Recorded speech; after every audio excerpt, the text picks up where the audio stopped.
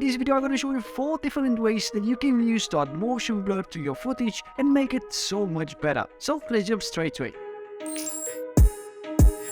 Now inside Premiere Pro, I'll go to Effects and find the Echo Effect. Then I'll grab it and drop it onto my footage. But now you can see that the exposure in the footage is a little bit too bright. To fix that, I'll go to Echo Operator and change it from matte to screen, and straight away you can see the difference. Then from the echo time, to get this motion blur effect, I'll change the value from negative to positive to get a better result. Here you can play around with the echo time and find which one is the best option for you. And using the echo effect will definitely add motion blur to your footage.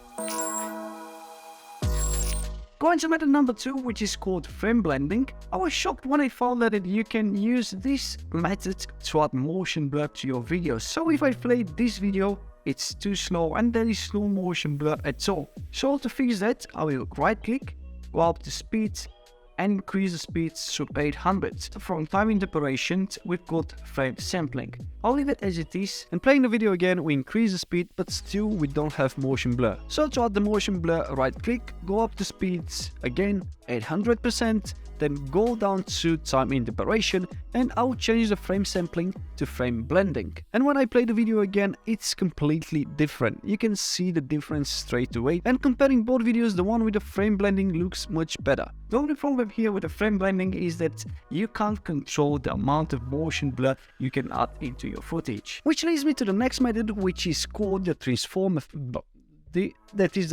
effect. Add it up.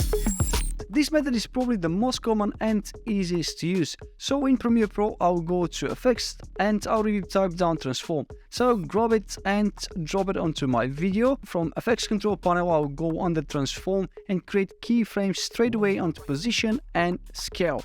Then I will move 5 frames forward, zoom in the video, change the position. Then I'll select the last 2 keyframes, Ctrl and C to copy them, move to around somewhere over here, Ctrl and V to paste them. I'll select the first 2 keyframes, copy them, 5 frames, and paste them. And now to add the motion blur, you have to go down to Use Composition Shutter, tick off the box and change the shutter angle to 180 degrees. But if you want to add more blurriness, you can increase it to 360 degrees. Then once you've done, just click anywhere on the program monitor and I'll play it from the beginning. And when I scrub through the video, you can easily notice the motion blur. Also, using this method, you can apply motion blur to PNG images, text animations, to lower thirds.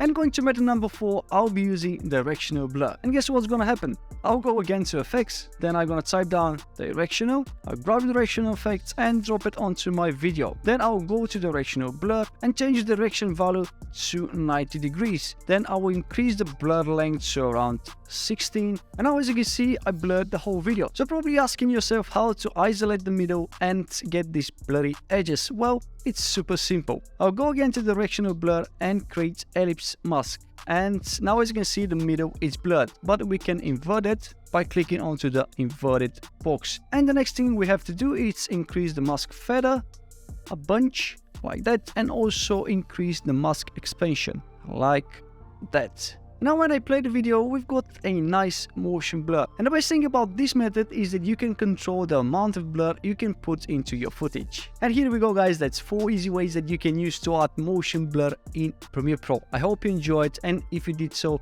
please hit that like button because this is very important for the YouTube algorithm, and also leave a comment in the section down below, and also subscribe to my channel if you want to see more Premiere Pro tutorials. And talking about Premiere Pro tutorials, feel free to go and check my YouTube channel where you can find hundreds of Premiere Pro tutorials. Thank you for watching, and I'll see you in the next one.